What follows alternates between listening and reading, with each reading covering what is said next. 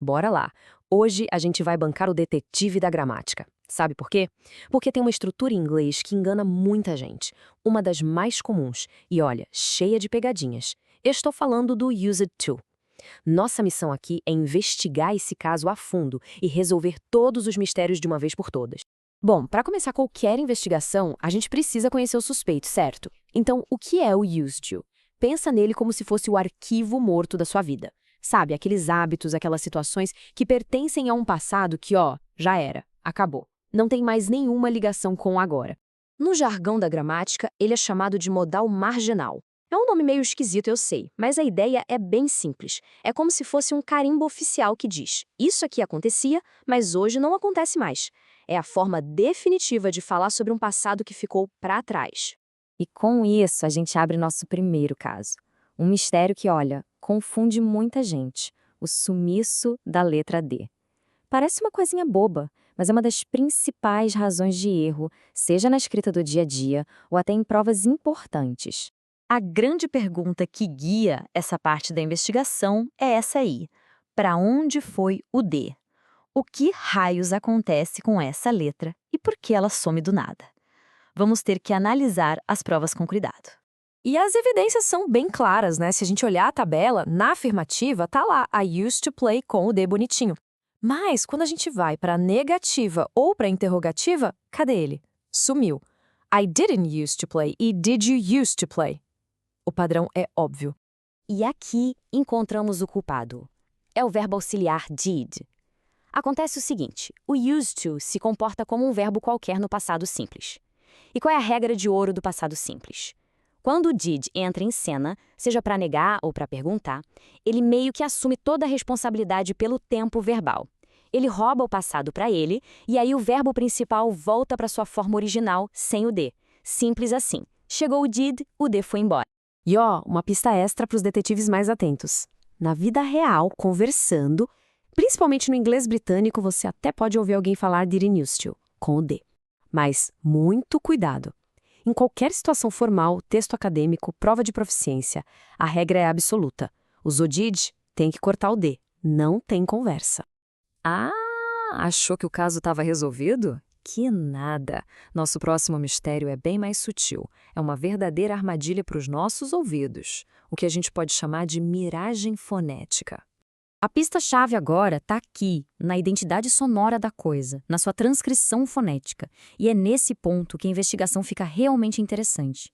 O mistério do som se resolve em duas partes. Primeiro, o C tem sempre som de S, nunca de Z. Segundo, e essa é a parte crucial, o D no final de used é praticamente engolido pelo T de to.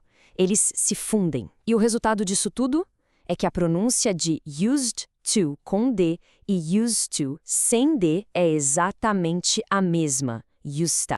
Então é aqui que mora o perigo. Essa é a grande armadilha. Se o som não muda, como a gente vai saber se escreve com D ou sem D?